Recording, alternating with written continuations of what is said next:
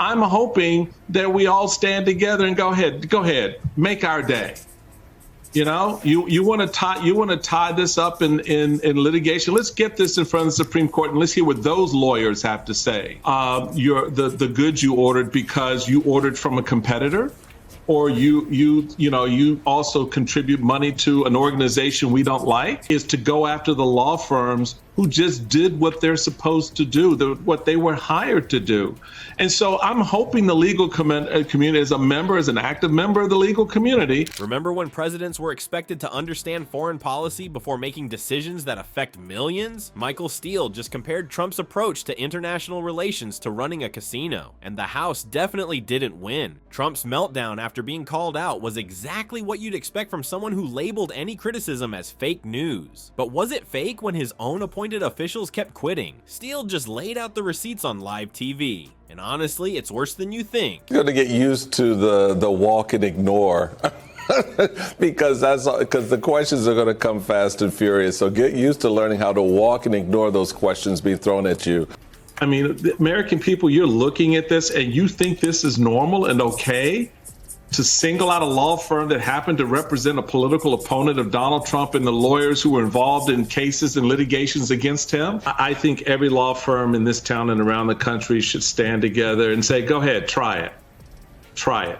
I mean, are you serious? Before we move on, I'd like to ask you a small favor. If you appreciate this content, please take a second to like this video and subscribe to the channel. Over 98% of you watch the videos without subscribing. It costs you nothing, but it makes a huge difference to us. So, did you click the subscribe button? Great, thank you so much. Now, back to the video. Remember when presidents were expected to know stuff, like actual government stuff? Well, Michael Steele just dropped a truth bomb on TV that blew that fantasy to smithereens. Traditional presidents used to do their homework. They studied policy papers, prepped for meetings, and actually listened to people smarter than themselves. How dumb is that? And think about it in terms of if any other business in this country operated that way, where they would tell you, I'm sorry, we're not going to serve you, who's sitting behind a very big desk and wielding a lot of power. But at the end of the day, he's a scared little boy who feels that this is the only way he can get payback. I mean, this is just not normal. This is the musings and actions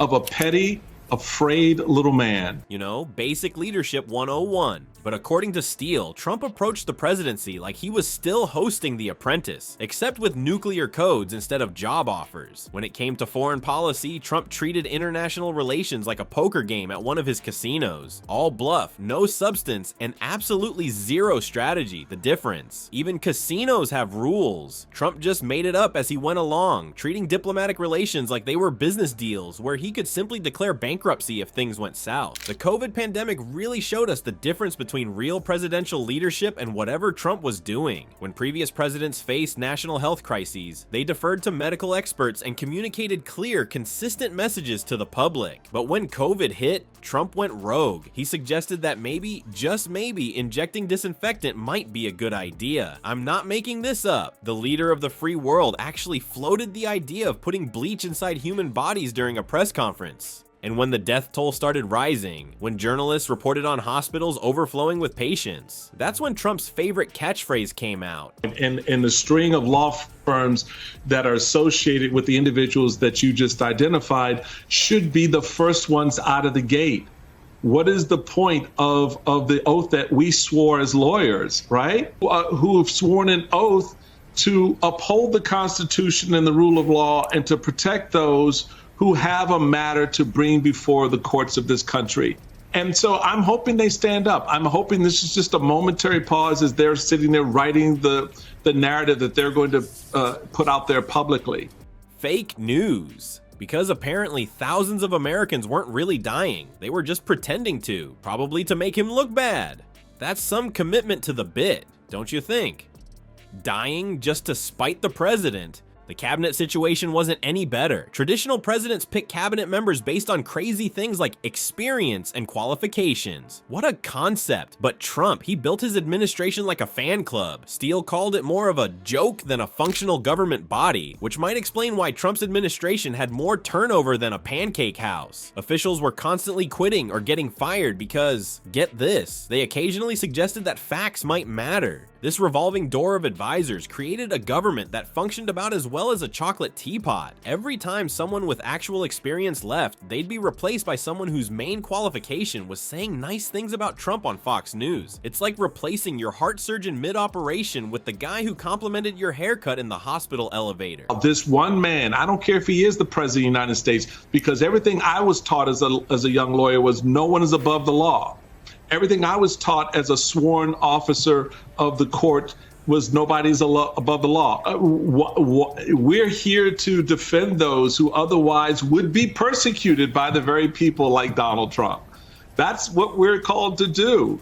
And we don't decide whether or not that's a good thing or a bad thing for us financially, right? And so whether you're in a corporate setting or a litigation setting, no matter what you do in the law, we're all part of the same fraternity and sorority of lawyers. Perhaps the most telling moment of Trump's presidency was captured in his own words. "I don't take responsibility at all." Steele highlighted this quote because it perfectly encapsulates Trump's approach to leadership. Most presidents understand that the buck stops with them. Trump made sure the buck never came anywhere near him. Something went right, that was all Trump. Something went wrong, blame China, Democrats, the weather, or the ghost of Abraham Lincoln. Anyone but him. The transformation of the presidency under Trump was complete, from the expectation of a dignified, responsible leader to the reality of a man who couldn't spell accountability if you spotted him the first 12 letters. He created an environment where loyalty to him personally was valued above loyalty to the Constitution or the American people. Steele didn't hold back when discussing Trump's authoritarian tendencies either. He provided concrete examples of how Trump systematically fired anyone who disagreed with him and demanded personal loyalty oaths that would make a mob boss blush. This wasn't just bad management, it was a fundamental threat to democratic governance. When the president treats criticism as treason and facts as optional, we're in dangerous territory. And here's the kicker. When Trump got wind of Steele's comments, what did he do? Did he thoughtfully reflect on this criticism from a former RNC chairman? Did he address any specific points? Nope. He did exactly what Steele predicted, had a complete meltdown, labeled it all lies, and attacked Steele personally without addressing a single substantive issue. It was like watching a live demonstration of everything Steele had just criticized. The real legacy of Trump's presidency isn't just the chaos, it's the revolving door that never stopped spinning. People quit his administration faster than teenagers at their first summer job. His White House had all the stability of a Jenga tower in an earthquake. When history books cover this era, they won't focus on policies, but on the pattern. Challenge Trump, get attacked, then get fired. He transformed disagreement into disloyalty and criticism into treason. That's the true meltdown Steele exposed. Our democratic standards crumbling while we watched a man who couldn't handle Twitter handle nuclear codes instead. Look how far we've fallen, America. Sad.